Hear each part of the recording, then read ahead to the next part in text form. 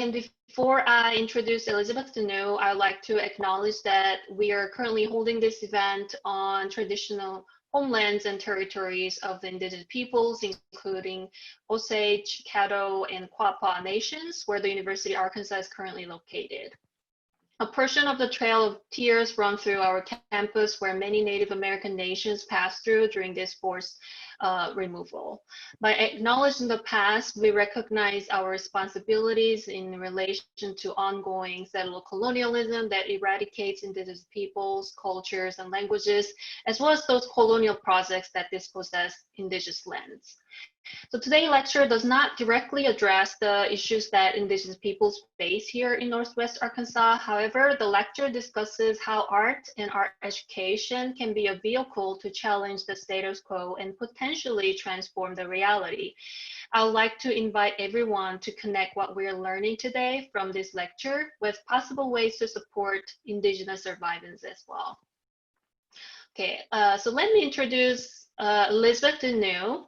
So Elizabeth Denneau is an artist and art educator residing in Sonoran Southwest. Prior to her current position in public education, Elizabeth spent a good portion of her adult life working with foster care nonprofits and group homes with teens in crisis and exposing them to the power of artistic voice and critical thinking. Elizabeth also developed arts program in a local all-ages youth venue called Scrapies, Tucson, Arizona. There, she worked with young graffiti artists, managed large arts events for fundraising, and developed a DIY fashion design class. She worked with the local middle schools and museums as a teaching artist, helping create dynamic learning opportunity for various communities of youth. After working in a child welfare and nonprofit sector for over a decade, Elizabeth decided her next chapter of art education would be in public school classroom. She obtained her teaching certificate and BFA in art and visual culture education through the University of Arizona. She is currently teaching contemporary art and culture in Marana High School while working with local communities, organizers, and colleges to develop practical models for social justice in art education. In her personal artistic practice, she is continually influenced by narratives of human perseverance, vulnerability, and power dynamics. Elizabeth works in a number of mediums with a very stylized look inspired by her time as a fashion designer. Her current work is a series of sculptures, sorry about that, that revolve around those unspoken, buried, and erased histories of the antebellum South and their reverberations throughout generations into modern culture. If she focused her artworks and lessons on the rich narrative of these students and communities, her desire is that they will be able to see themselves better represented in the art world and be inspired to create their own works. So please welcome Elizabeth Denneau. Thank you. I'm really excited to be here. Thank you, IJ. Thank you, everybody, for inviting me. Thank you. I love seeing those little hand emojis. Like IJ said, John said, I'm Elizabeth Denneau. You can call me Liz, or you can call me Miss D. That's what my students call me because they can never pronounce Denneau. So today I'm going to give you kind of an overview. When I was in art, when I was learning to be an art educator, which was not that long ago, and I'll explain that in a second, a lot of what we did was philosophy and theory. And I'm assuming that some of you are pre-service teachers, some of you are probably in the higher ed level, but you're all here because you're interested in teaching social justice through art. So I'm coming from a practicality standpoint of being a high school art teacher, but I believe that you can use these practices for any age group. So I'm just gonna get into it. So I'm gonna share my screen here. This is what I do all day as a virtual teacher, which we all are at this point. Okay.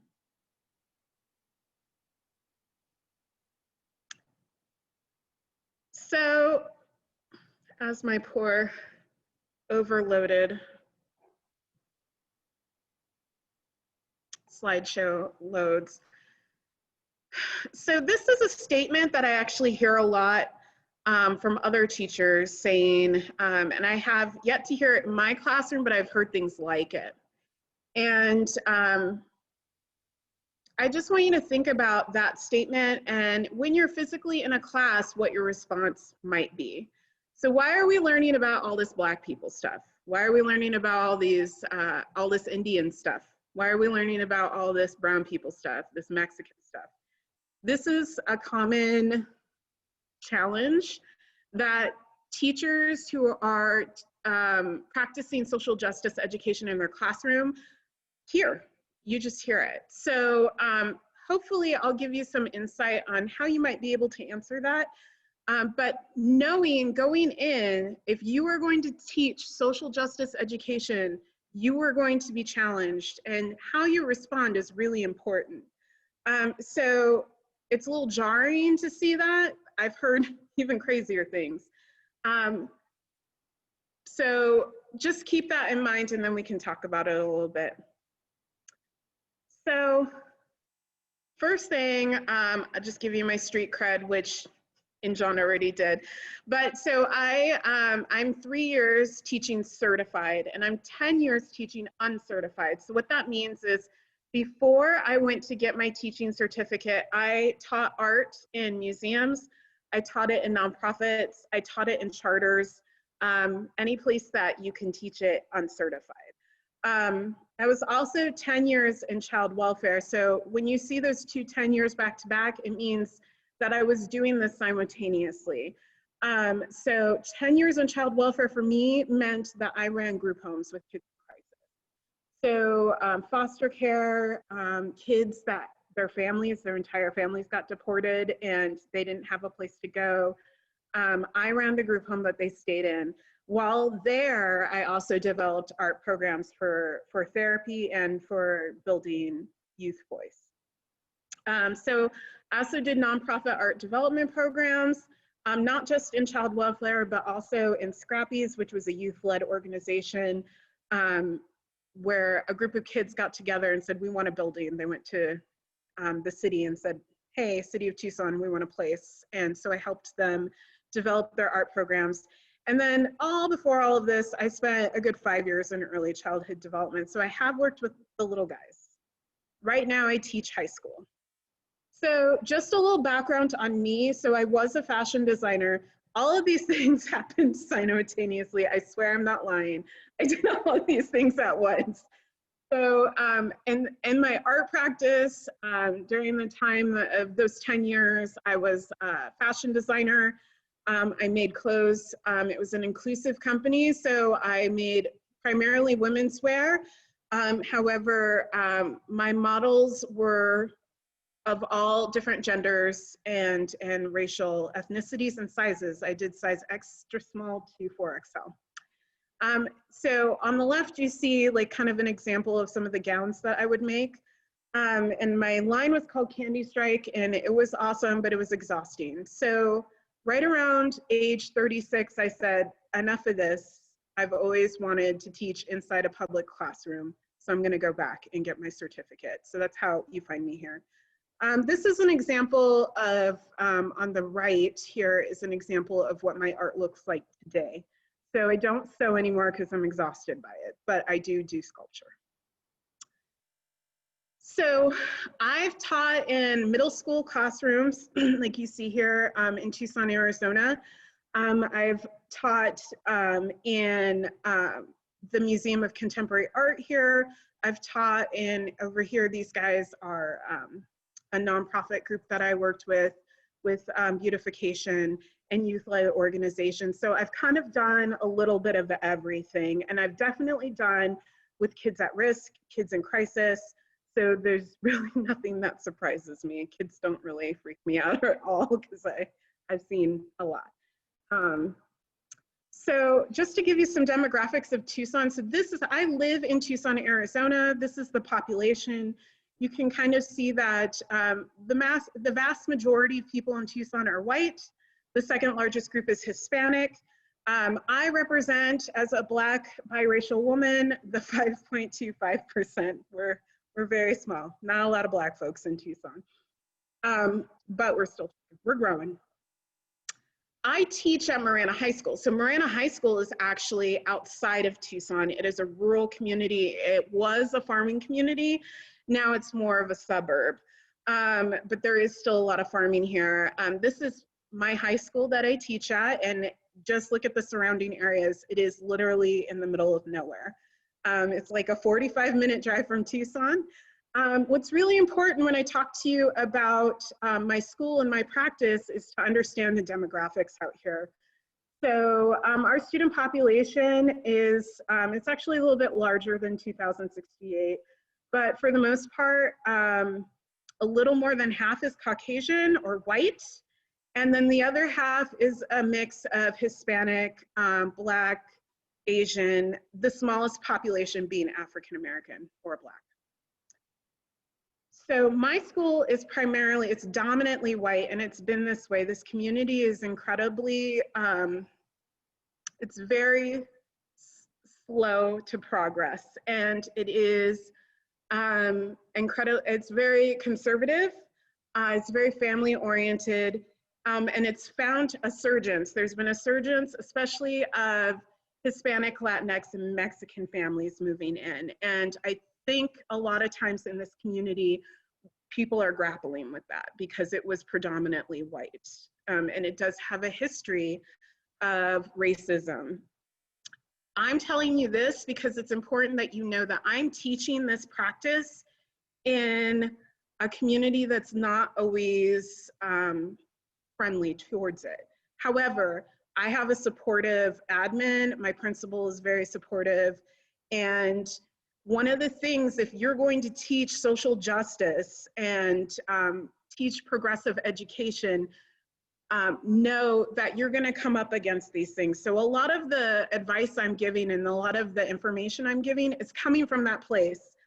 So when I graduated, I totally thought I was going to be in, I thought I was going to be at one of our more, we don't really have inner city, but like inner city schools, quote unquote. I don't like the word inner city, but you know, it was going to be more diverse. I was probably going to teach on the South Side. Most of my students, I imagined, would be Mexican. However, that didn't happen. I ended up in a very white, conservative, Republican area. It was just a totally different. The reason why I came here was because I imagined what it would be like to be a queer student, to be a Black student, to be just different or different-minded out in an area that is very caged in and very non-inclusive. And what would it be like if I didn't have that teacher, that place that was safe? So I came to create that safe space, and it's not easy, it's not. So let's get into teaching art because it's like my jam.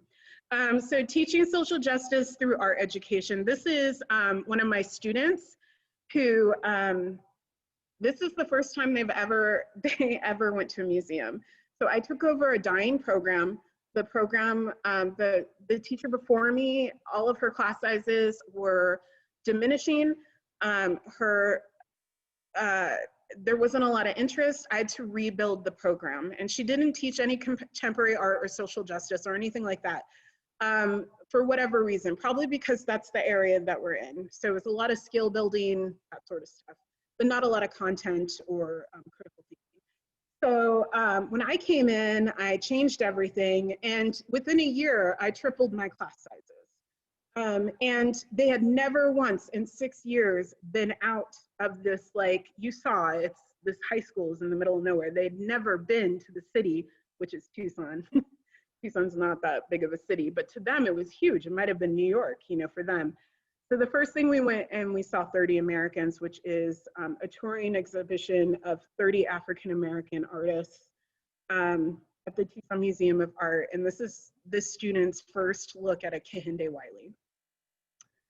So the first thing I'm going to say is if you are committed to teaching social justice education, no matter where you are, you need to set the stage for your classroom.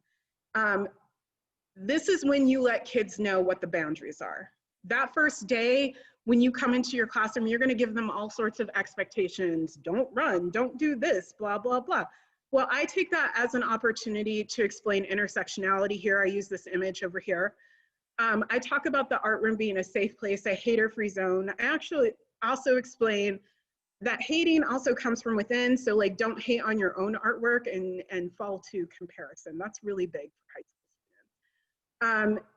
My practice is also part of culturally responsive teaching.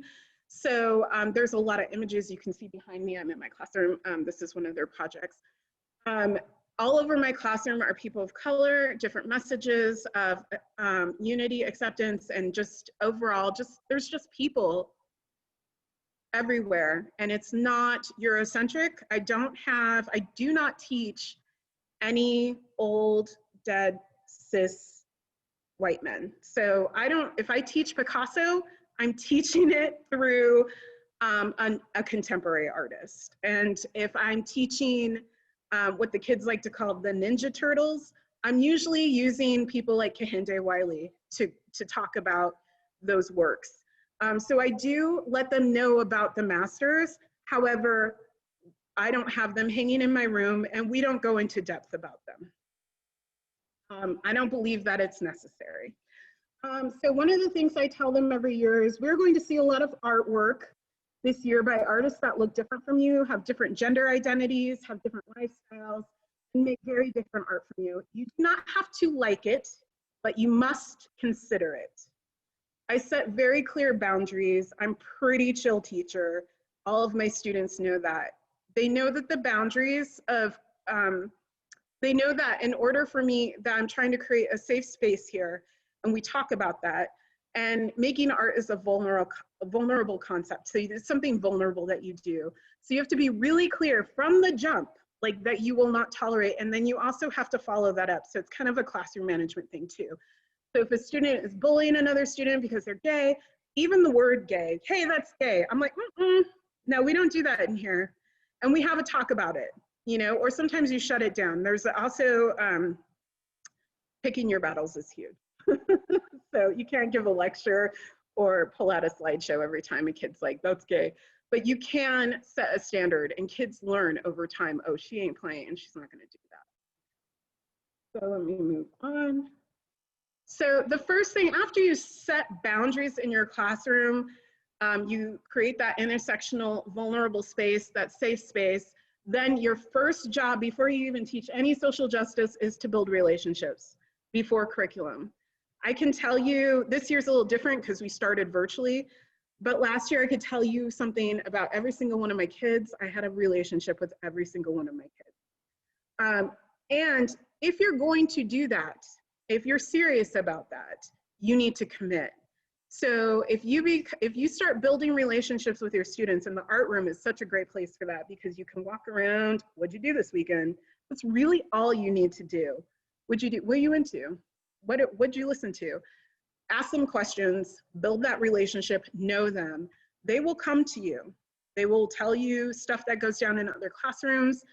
They will tell you things, and you have to be willing to commit to them because you are now their safe person, right? So the other piece, as I mentioned, I don't teach from the Western canon unless it's through contemporary artists, is to embrace contemporary art because it is contemporary. It's all issues that they're dealing with now. This is one of my students who discovered Patrick Martinez last year. It was a huge thing for her. The lower image, the Deport Ice. Patrick Martinez is an amazing artist. Check him out. He does everything. But one of the things he does is neon works, and the Deport Ice really spoke to her. She is part Native and part Mexican. She's living out here in a very rural community that she doesn't feel represented. And she knows people who have been deported. And so when she saw that, she was like, who is this artist? You know? So she started creating paintings that mimicked his work. We posted it and he got in contact with her, and she also got to do a write-up at the museum about how his work impacted her because the museum acquired one of his pieces. So the other thing that I hear a lot about from other teachers is I can't talk about being queer because I'm not queer. I can't talk about Black issues because I'm not Black. And that is a very tricky area, and I totally get that. I totally understand that. What I say is, using contemporary artists, don't be afraid about presenting those ideas, that critical thinking. Let the artists do the talking. So this is Nick Cave. He is a classroom favorite. He talks about how his sound suits came out of the LA riots. So I do a little backstory because my students don't even know what the LA riots are. They're like, what, you know? And when I talk to them about Keith Haring, they don't know what the AIDS crisis is either. So you kind of have to give them a little backstory, and then I let the artist talk. And he talks about what it's like to be discarded and dismissed and profiled. And while all of my students might not completely understand what that means when you're Black or brown, my white students definitely know what it means to be discarded. So they can connect with this man, and they are also open to what he's saying and and they can see, so they start considering his work and what he's trying to do. So he talks, there's a video, I'm gonna give you some resources, but there's a video where he talks with Art 21 called Chicago. It's amazing, go watch it. And he talks about this. He talks about, this is my life. You don't have to say a word. The kids will know. They're smart, they'll pick up on it. And then you can have an honest discussion. And if you've already set those boundaries in your classroom, you'll be surprised how fluid and organic that discussion becomes, especially if you let them talk about it. A lot of teachers do not let their students talk about these issues. So be clear with your boundaries and then let them talk, hash it out. I teach Art 1-2, so a lot of that is skill building, right? It's the golden triangle. It's the rule of thirds. It's the elements of art. You can incorporate diversity into teaching art technique. Think about when you were in high school, what images, when you were learning portraiture, what faces the teacher put up on the screen. So from the jump, when we start a portraiture unit, I have like cards that I've made, and there are all nationalities, all body types, and I force my students out of their, a lot of anime, out of their anime shell, and they have to start learning how to draw other types of faces. You know, we talk about how no face is a bad face, you know, and the beauty of all of these different contrasts and faces. So there's a whole discussion about it, and these are some of their examples. So anytime you can put diversity into your, just your skill building, you know, into your grid drawings, to all those like basic things that we do, they know if they stay with you for 4 years, if you're teaching all 4 years, they already know, they already have that base. And honestly, if they're going into the industry, it's going to be better for them. Practice culturally responsive teaching. So that, what I just mentioned, and a lot of what I just mentioned is culturally responsive. Culturally responsive teaching is different from social justice teaching though. But you really, if you want to be successful, you really can't have one without the other. I highly suggest this book, Culturally Responsive Teaching and the Brain. There's a ton of literature out on culturally responsive teaching. Unfortunately, I think, I mean, there's some articles for our educators for culturally responsive, but there's not a ton. So hopefully we'll get more and more information as this goes. But Zaretta Hammond is great. It is backed by science. Your kids will learn better if you teach culturally responsive. Think about that whole framework, right? Where you have, in order for a student to learn, they have to uncode everything that you're giving them, and then they have to recode it, and you have to code it to give them, and then they take it, they take that information, they code it, and then they uncode it to give it back to you. We know that the achievement gap happens because students who are white and middle class are coming from very similar areas as the vast majority of teachers in our country. Most of our teachers are white and middle class. If you And so then if these two people, this student and this teacher, are able to code and uncode in very similar languages because they're coming from the similar backgrounds, those students are going to do better in achievement, and those students are white and middle class. So how we fix that is culturally responsive teaching. So you don't have to be Black to teach culturally responsive teaching. You can be white and reach your Black students, your brown students. But if you're not doing this, you're not doing your job. That's my stance. So you need to do this. Like, if you want to teach kids, that's what you need. All right, so the other thing is plug them in, show them off, and gas them up. Your students need success, and the art room is probably the only place that they'll have it. So my students, I take them everywhere. I drag artists in. We talk about all sorts of things, and then when they make work, it is everywhere on campus. I put it everywhere. It's on Instagram, it's everywhere. Why this is part of social justice is not necessarily the content. It's a social justice act to give these kids voice.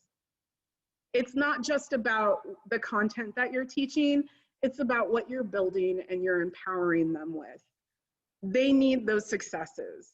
And when their work and their student voice is put out there, it is a radical act for them, especially as they get braver and braver and show more and more work that talks about the issues they care about.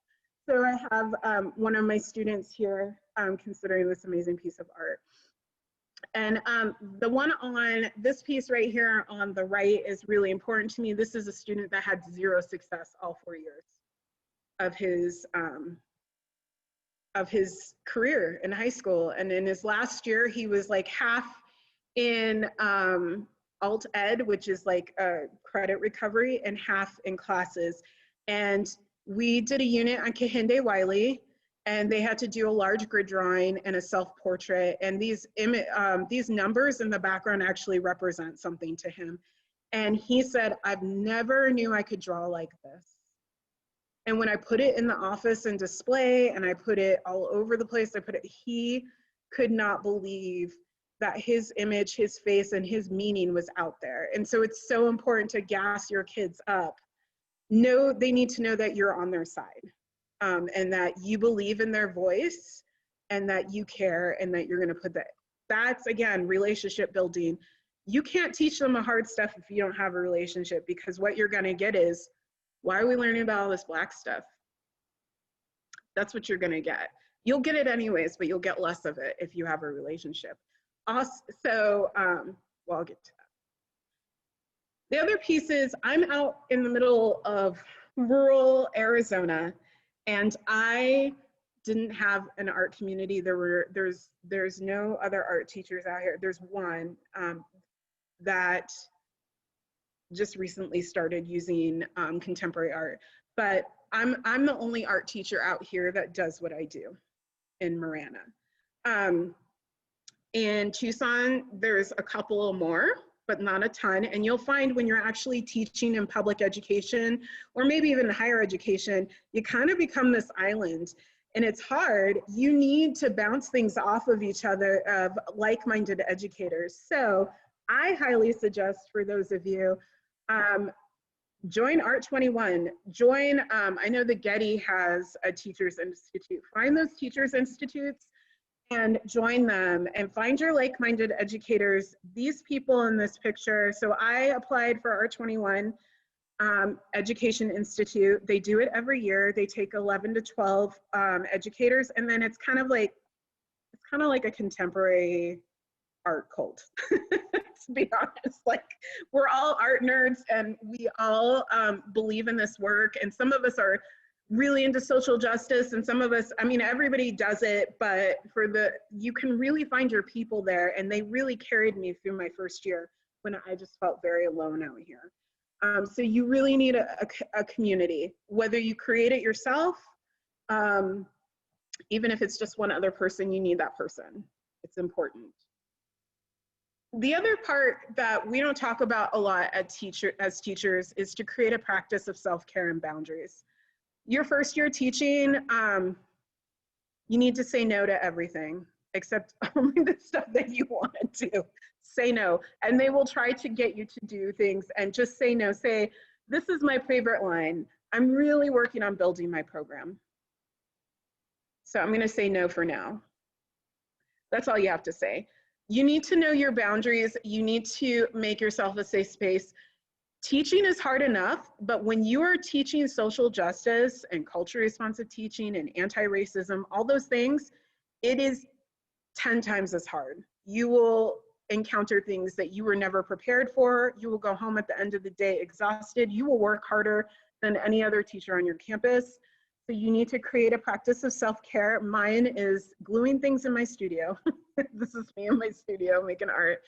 And again, saying no to things. If it doesn't benefit me or my students, I'm probably not going to do it, you know? So just be aware of that. So this is an image that my student made, and I think about it a lot. When I came here, knowing the community that I was going to be in, and I don't want to completely dog Marana. Marana's great. There are some really wonderful things. I got to build my own program out here. There are challenges, of course, but I was afraid. I didn't know if I could teach what I wanted to teach the way I wanted to teach it. Was I going to get phone calls from parents? Are they going to be ticked off when I show Kara Walker's Miraculous Sugar Baby to their students? Are they going to?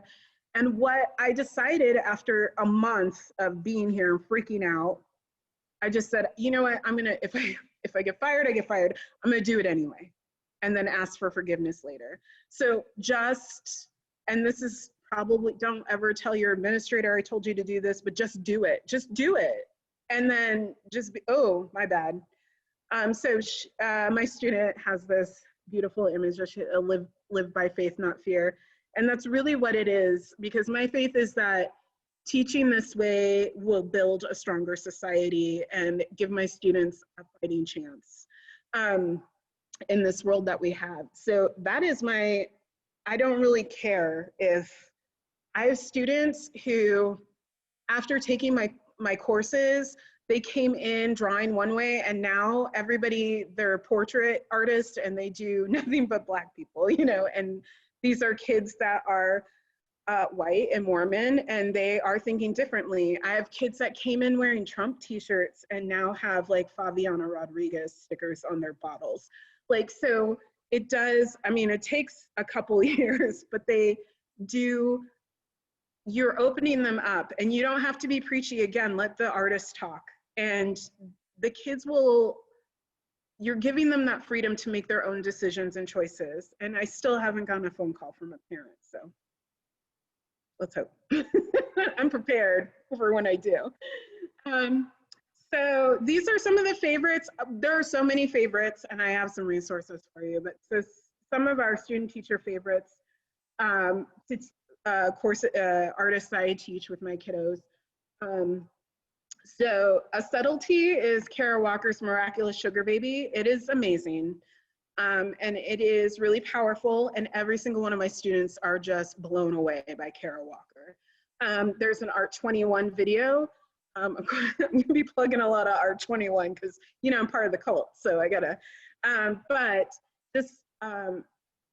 just watch the video for yourself, because the way her whole process. Also, if you end up teaching AP, Kara Walker is amazing because she's so research-based, and part of teaching advanced placement art is something they call sustained investigation, which is basically research, building art off of research. Sound suits. Kids do not understand what art can be. They think it is paintings and maybe sculpture. When they come into my class, I say, who's your favorite artist? They say, Van Gogh, Picasso. That's like really it. Like, they don't really know. And they talk about paintings. They don't know that art can be costume, it can be persona. Show them all the things and then let them do it. I have some crazy sound suit videos that my students have made, and they had so much fun doing it. Nick Cave is a favorite in my classroom. So I teach printmaking, and I do teach some alive white males, and I teach Shepherd Fairy. And one of the reasons that I do, I know that he's like everywhere and everybody's like exhausted by him. However, especially for my students, especially my male students respond to him very well. He is an ally and he is a white male. And so, and all of my students are wearing his stuff and they have no idea who this artist is or what he stands for. So I love blowing their mind. I also have these images around my room. An Indigenous artist that is a favorite, my kids really love Wendy Red Star. They love Bobby Deuce. Bobby Deuce is hilarious. But one of their favorites is Cannupa Hanska Luger. And this piece that he did called Stereotype is amazing. If you want to look into deconstructing stereotypes with your students and doing projects based on that, check out Stereotype by Cannupa. It's amazing. He essentially picks these moments in time when Indigenous culture has been appropriated, mishandled, and he makes them into actual stereos. And in the end, he destroys them. So he's awesome. And he does a ton of activist work. So this is just the tip of the iceberg for Cannupa. Kehinde Wiley, he's everywhere, but he's like the man. Like my kids, if you want an easy way to like just blow kids away, his paintings alone totally hook them every time. And I know that he's used a lot, but I can't say this enough. When they see his Drake painting, when we deconstruct how he gets his positions, how these are actual, this stance of this man here is actually a reference to classical artwork, and that he's placing Black bodies into a new framework for classical art, and he's like kind of bouncing up against that Western European canon. My kids can't handle it, like they love it. They love him. Lorna Simpson is amazing. So again, I let my kids do everything. I give them a lot of choice. And so we work with collage a lot. Lorna is awesome. She deconstructs, and she's very good for visual literacy as well. And I'm gonna have another artist that I'm gonna share with you that's really good for that. Lorna's work is beautiful, so check her out. Favianna Rodriguez, for my printmakers, they adore her. There's some really great videos of her talking about her process. We use her when we do monotypes in printmaking. I have Migration is Beautiful posters all around the room. So like once we get to her, they're like, oh, she's right there. Like you had her up this whole time. Yeah. And we talk about, we deconstruct this image. We talk about, kids get it right away too when you talk to them. And so as a little parting gift, I have a lesson plan for Ellen Gallagher along with a slideshow that you can manipulate. You can make a copy of and change it up. And I use her with visual literacy and deconstructing narratives, and she's really great as well, another Art 21 artist. So that's it for my slideshow, and I'll put those links for resources in the chat. I hope you guys have questions, or if you just want to talk it up. So this is my Instagram, and my school Instagram is right here, and you can email me whenever. I'm open. I'm not weird. And I'm going to stop sharing. Thank you very much. It was really like a ton of amazing, you know, tips, advice, suggestions, ideas, and, you know, examples, and it was amazing. So I'm gonna we have about like 15, well, we started a little later, so like have about 17 minutes. So if anyone has any question or comments, just feel free to, you know, just unmute and share your question, or you can, if you're shy, you can, you know, type on chat as well, then I'm ready for you.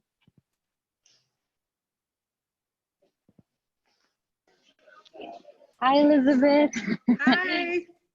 I think you already like heard my name, but I'm Karen Oliva. I just wanted to say like your point about how like whenever your students come in and they only know about like Picasso or like Van Gogh, I was like I felt that my high school experience was just like that, and that was only 4 years ago.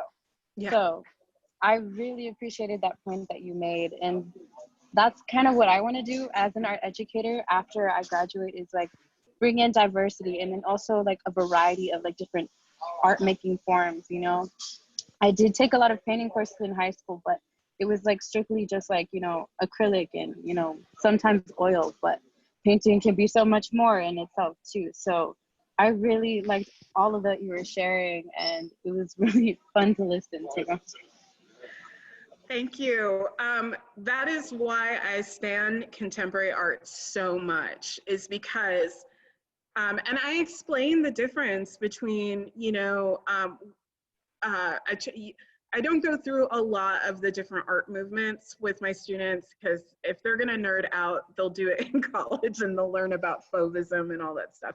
But I do show them like the shift that happened with contemporary works, right? And how the thinking was changed and the materials. There's so many materials, and a lot of times as art teachers, we like things to turn out certain ways, and we get like a little controlling on what we want the kids to produce. But magic will happen if you're just like, here's all the things. And you might have to handhold, you know, I have a mixed media cabinet that I open for sound suits, and kids are like, I don't even know where to start. You know, so you do have to like kind of set a base for them, but they don't realize that the art world is so huge. It's so much bigger than School of Athens. Yeah, like all of the artists that you were listing like I like learned them in like college. So the fact that you're teaching them already in high school is like, oh my gosh, it's amazing. My mind is blown. Yeah, take them to your students. They will be blown away, because these artists are also talking about what they're dealing with. You know, these are their issues. Like these kids know. And you know, when I show Kara Walker, on average, I might have one Black student in my class, right? And then it's a mix of white and Hispanic. But like that will impact every time that student, they leave thinking about it, or they'll talk to me about it later. Cannupa, like one of my students had a huge breakthrough. Like, oh, I can make art about the racism and stereotypes that I've received because I'm Native, because I'm Indigenous. Yes, what? Like they never thought of it before. And you really kind of have to guide them. But they also have to feel safe in order to get to that point too. So that's huge.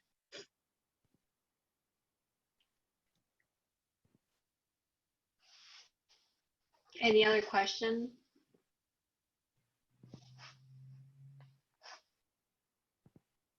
I'm gonna, if it's okay with you, Injeong, I'm gonna put a link to I made just like a Google file that's Absolutely. shareable, and I'm gonna put a link to that. And also to Art21 has an entire educator section that you can use.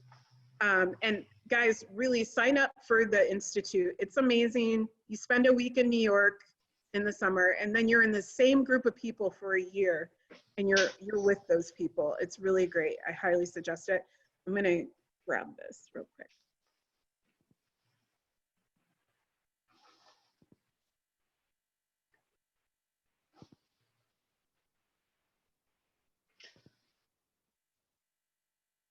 Well, I had one question. I kind of wanted to wait until, because we have some students and I really want to hear, you know, how they think. But I guess my question was just from the perspective of teacher educator, right? And this is my passion as well. I really hope that our students have a better understanding and also ideas that, you know, they can teach like you do in high school. And that's kind of my personal goal. But what types of maybe university courses or or workshops that you mentioned that you received your BFA from University of Arizona, but some sort of support from the teacher education program, what might be helpful to prepare you for this kind of teaching, like culturally responsive teaching or social justice or education? So, so for me, a lot of at the University of Arizona, I had a really amazing social justice and art education teacher, and that was a course that I took. But for a lot of it, if you're a pre-service teacher, a lot of what you're learning is like the foundational stuff. When you get into the classroom, it's a totally different ball game, and you might learn about constructivism, which is important to know about, or, you know, the Reggio Emilio school and their, you know, but once you're into the art room, you have to figure out how you're going to teach a kid to build a sound suit. Like, you have to figure out how you're going to break that down. So some resources, I always use Art 21, and unfortunately, I don't know that there's like a ton on, there's a ton of information about the practicality of teaching contemporary art. And I feel like Art 21 does a really good job of it.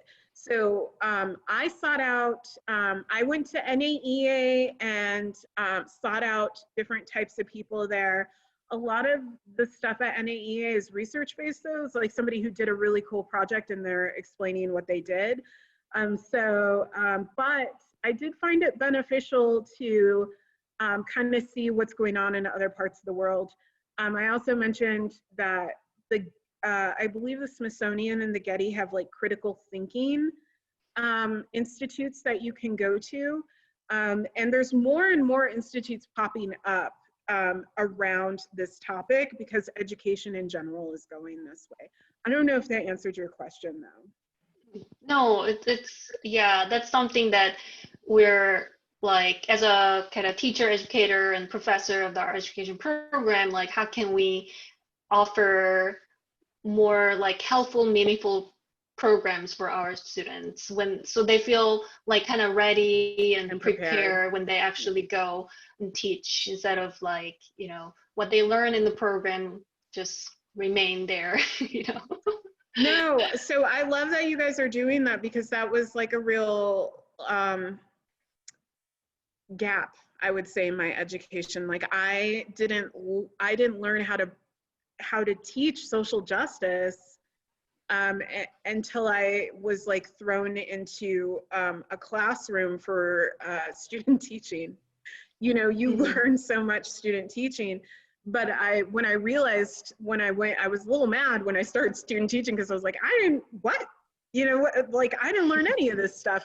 And what they don't tell you is every school has a learning model, like every district, and you will have to learn how to adopt it and then how to break the rules. A lot of times those learning models are not designed for fine arts.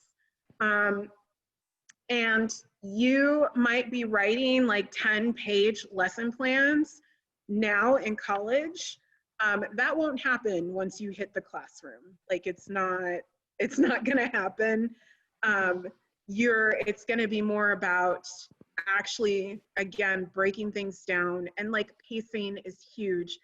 So the more instances where students learn how to incorporate a socially aware justice artist, and then break down, like, okay, so this artist, like behind me, this is our Ellen Gallagher project. And so, you know, I had to figure out, okay, how are we going to take Ellen's way of changing narrative and visual literacy? You know, how can I teach those elements and then break it down so they understand it, right? Because we're talking about big picture things. And if there's more opportunity to do that while you're a pre-surface teacher, you're gonna like come out the gate so much stronger.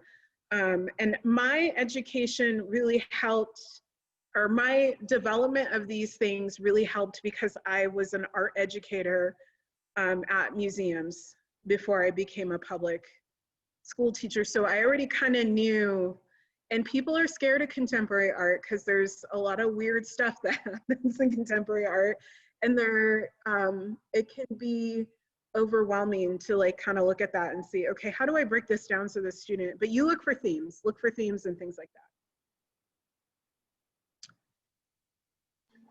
So I have another Thank question. you very much. Go ahead. Yeah. Okay. So I know like some of the stuff that are happening in contemporary art, like you mentioned before, are weird or might even be considered inappropriate sometimes. So how do you go about like setting that environment to your students? Like, hey, like we're gonna be serious about this and embrace this for what it is, and we're not gonna talk about the fact that there might be boobs or like things like in there, you know? So how would you suggest going about that? I mean, it's legit. That's a legit question.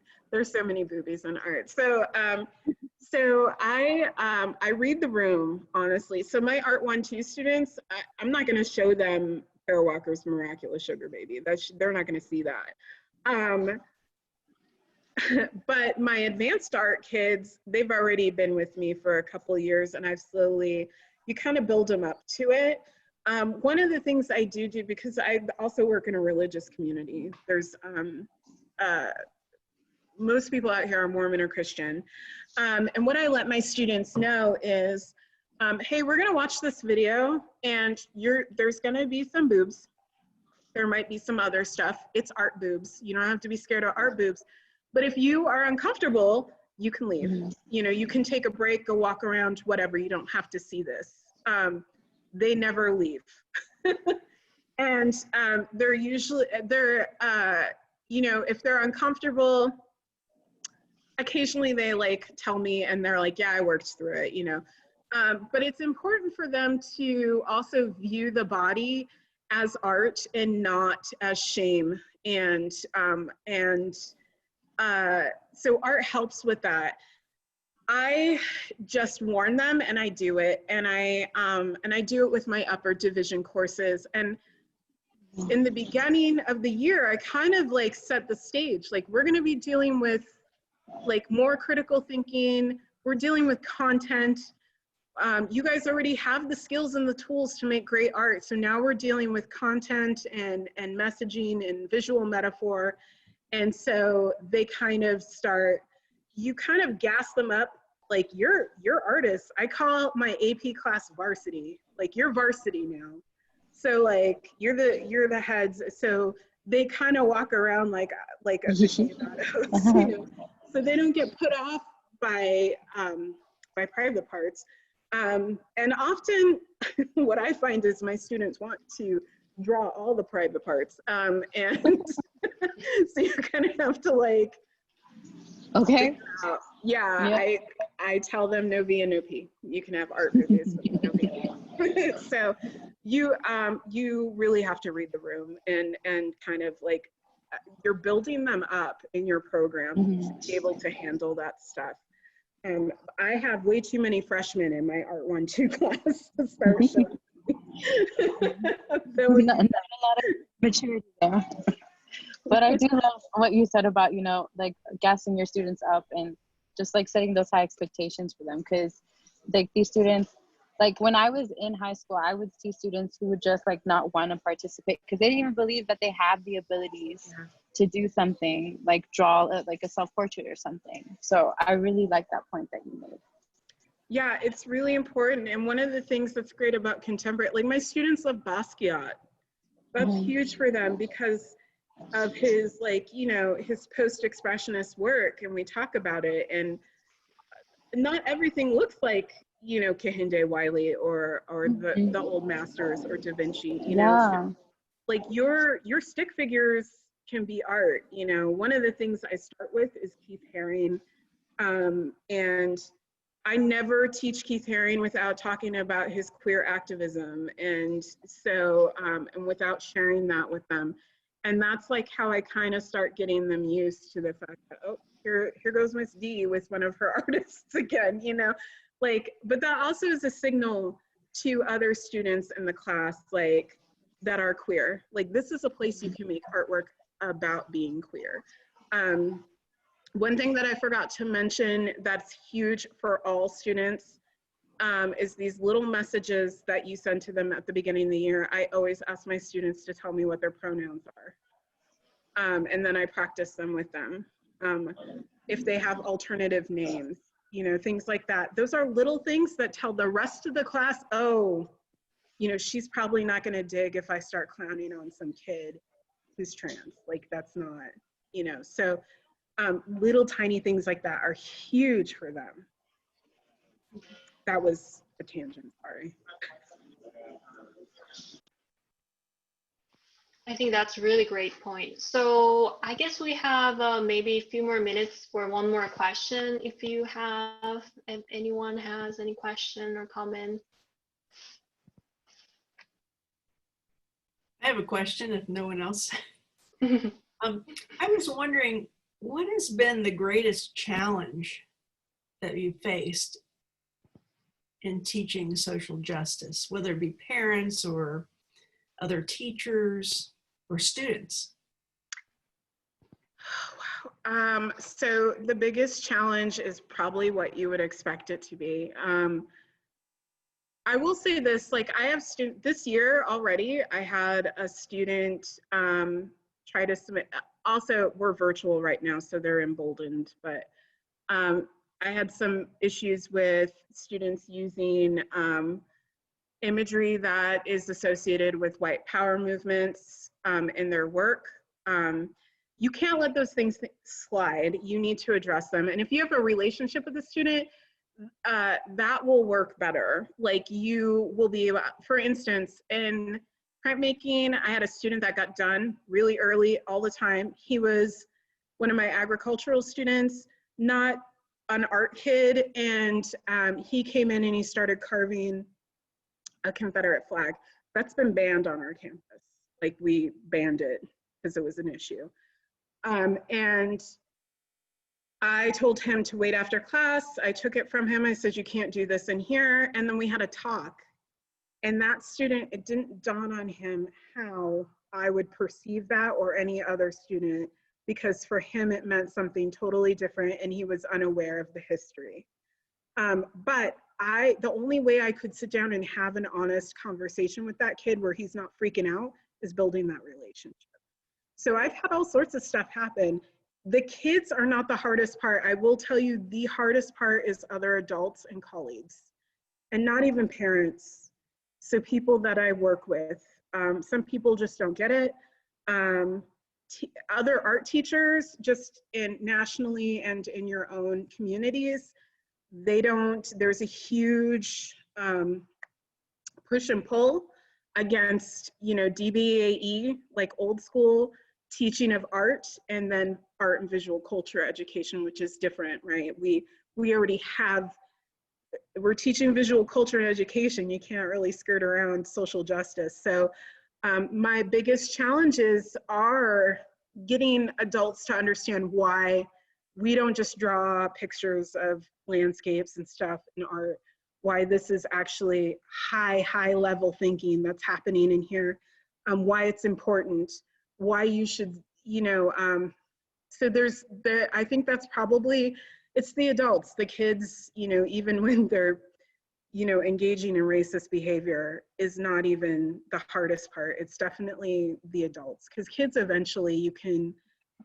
build a relationship with them and kind of win them over, you know, or, you know, they just go about their day. You're just another teacher for them that they don't, you know, but that's why it's important to have a supportive principal or admin or AP.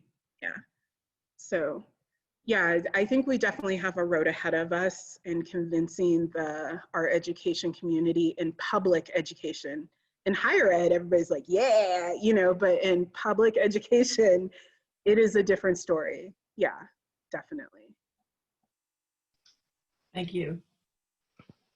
Thank you. It was a really great answer. I think it's a huge takeaway from like your talk today. For me, is like the relationship building is the key, right? In I think we all know, but we also know how hard it is, and it takes time and a lot of effort. So, well, thank you very much, everyone, for joining us, and thank you, Elizabeth, and for amazing lecture and sharing your thoughts and practice with us. And hopefully, maybe in the future, we can have you in person here. And actually, Nick Cave is having show here in Arkansas, like momentary. So it's like it will be wonderful if we could have, invite you in person. But that would be awesome. Well, thank you. Thank you, and everybody. thank you everybody in the chat. Enjoy those resources, and if you need more, just email me. I'll put my email here. Thank you very much. Yeah, and I'll definitely share your email with everyone. Oh, okay. Yeah. All right. Awesome. Thank you. So much. Bye, guys. Have a great evening. You too.